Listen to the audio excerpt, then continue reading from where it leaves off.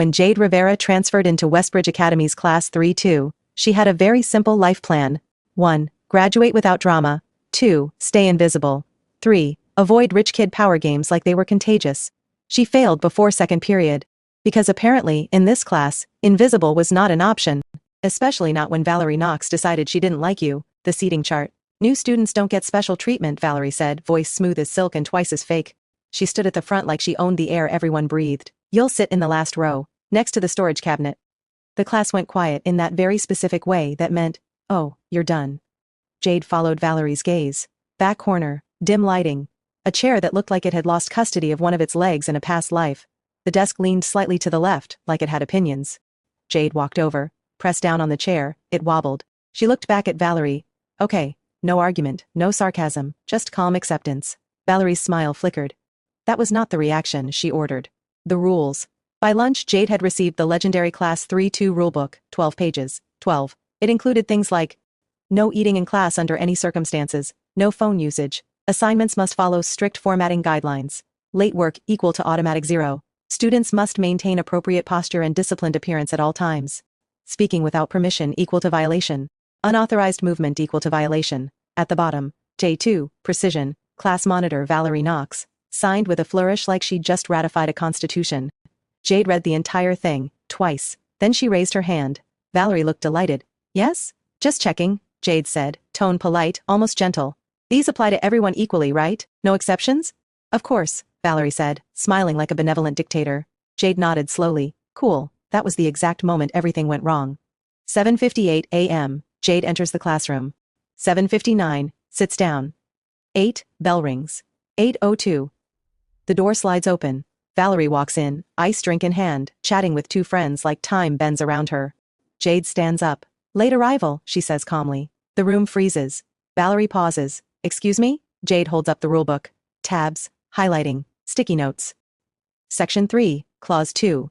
All late arrivals will receive participation penalties. No exception clause. A boy in the front actually chokes on air. Valerie laughs, sharp.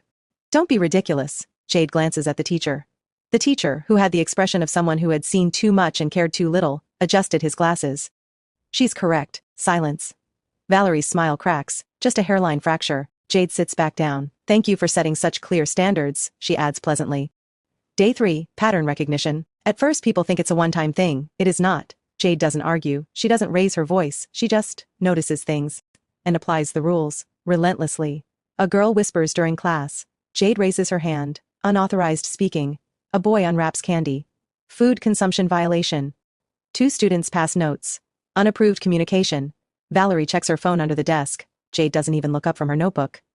Electronic device usage. Section 2. The room is suffocating, not because Jade is loud. Because she's consistent. Confrontation first. After school, Valerie corners her near the stairwell. You think you're funny? Valerie says, voice low. Jade blinks. Not particularly. You're targeting me. Jade tilts her head, genuinely thinking. Statistically, rules. Most the break, just you. A pause. Then, almost helpfully, I can start tracking others more evenly if you'd like. Valerie stares at her like she's trying to decide whether Jade is stupid or dangerous. She picks wrong. Day 5. The chair problem. Jade brings a measuring tape, not secretly, openly. In the middle of class. Click, click, click. What are you doing? The teacher asks without energy. Verifying compliance, Jade replies. She taps her chair. Section 5. Proper posture must be maintained. This chair prevents spinal alignment. A few students snort. Jade stands completely serious. I can't follow the rules if the equipment violates them. She raises her hand again. Request, full chair inspection. Valerie scoffs. Sit down. Jade looks at her, then at the rulebook, then back at Valerie. I thought rules weren't optional. That lands. Hard. 10 minutes later, half the class is standing.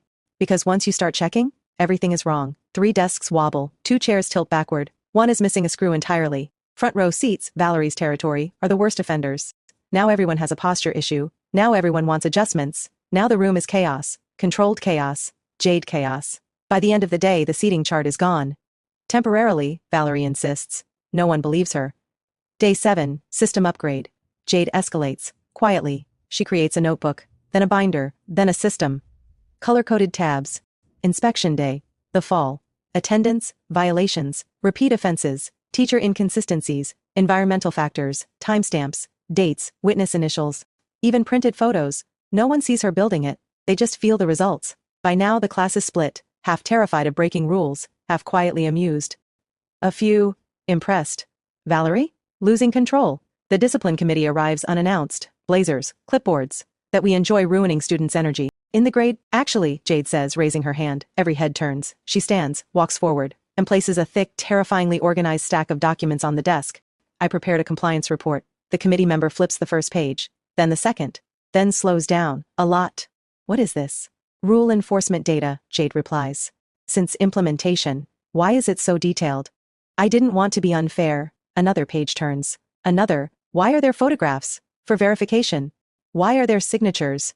Witness confirmation. The room is dead silent. Then, class monitor Valerie knocks. The committee member says slowly, "Why are you responsible for 41% of recorded violations?" A pause. Jade, helpfully.